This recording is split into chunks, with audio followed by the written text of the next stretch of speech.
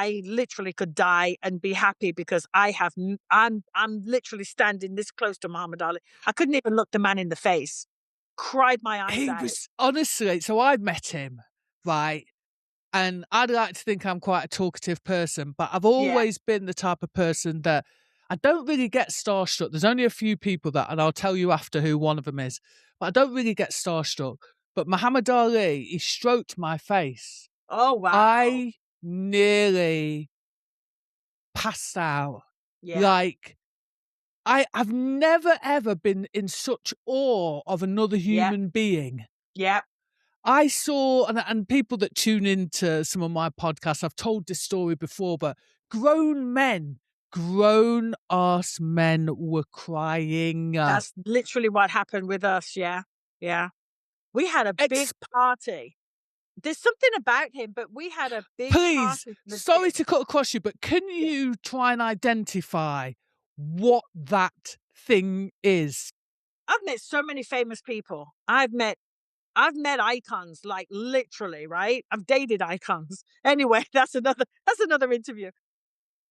When you meet Muhammad Ali, your life flashes in front of you. Your brain is scrambling. You're going a million miles a minute and you're trying to process the fact that you are in the room with this man. He's of flesh and blood, but it's this aura around him. It's like a force field, and you kind of like knocking on it. You want to grab onto him, but there's like a thing, and it just humbles you. I think for me, Right. I was immediately humbled. I was immediately like, I am like you asked me about being worthy. When I stood in front of Muhammad Ali, I did not feel worthy enough to look him in the eye. I was not.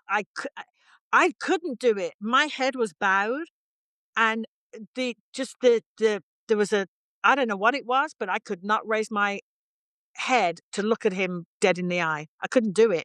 And I've been running around the gym all day doing whatever, and I Yep. just stopped like, "Oh my God." And I don't know what it is. It's I could only say maybe, like you knew that you were in the presence of such a higher being. Like, I mean, I don't know. It's like, maybe if people met God, I don't know, like it's just for me anyway, my entire life, and something just washed over me like, wow.